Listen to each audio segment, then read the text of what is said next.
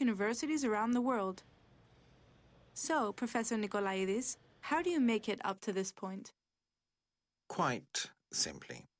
When I finished high school in Nicosia, I came to the UK to study medicine.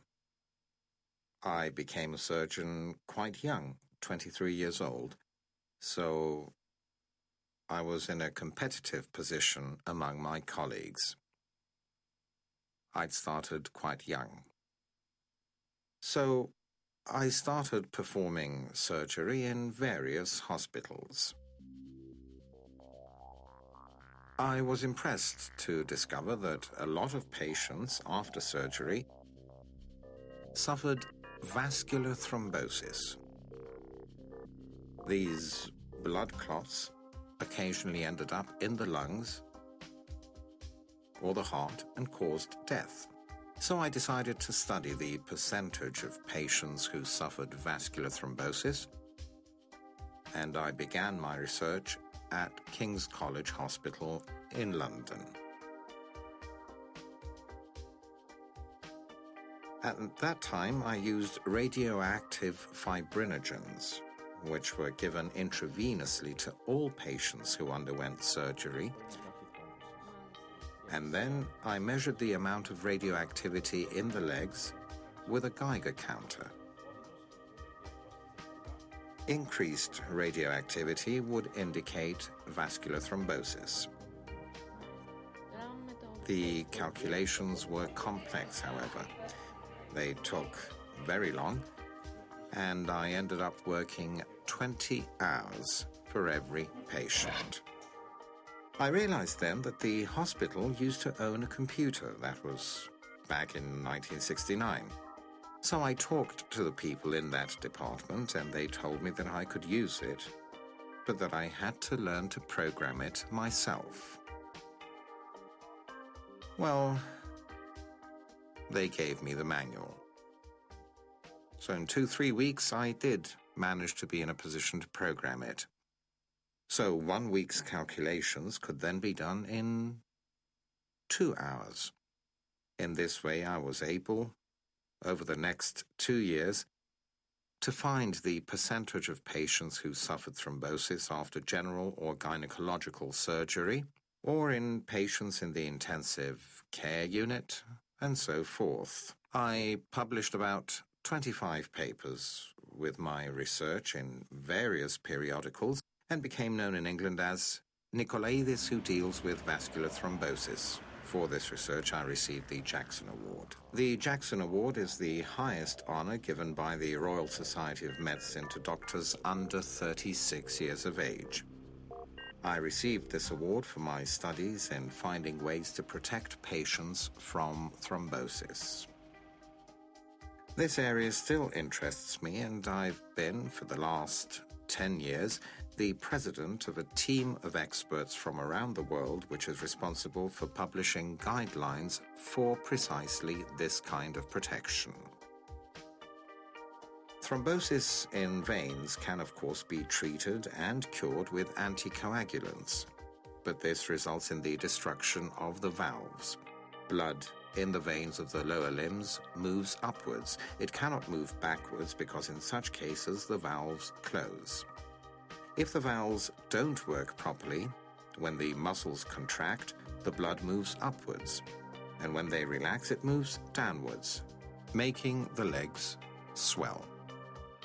This results in sores, which are extremely difficult to treat.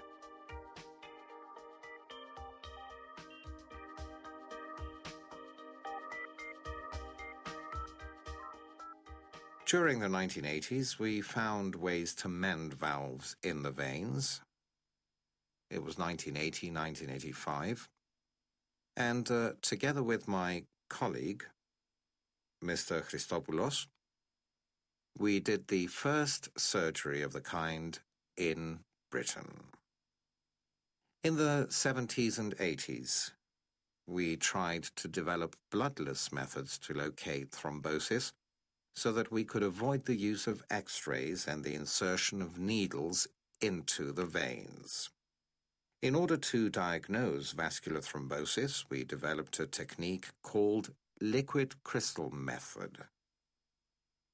Let me show you the device. This is a device, and it measures temperature. Using this device on the patient's lower limbs, we can compare the temperature in one leg with that in the other. If the difference is more than 0.7 degrees, then one can safely diagnose thrombosis. Another method for measuring the flow of blood in the veins of the legs is what we call the air plethysmograph. This device is placed around the calf. It's filled with air, and it measures the change in the volume of the leg. And this, in turn, indicates the flow rate of blood in the leg.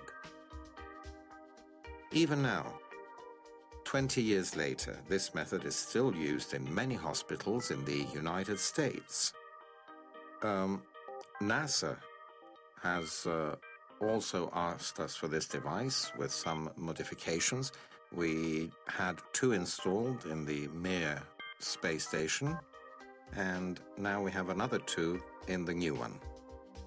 With the results we got back from the astronauts, we were able to find what the astronauts must do before returning to Earth in order to avoid the swelling of their feet due to gravity.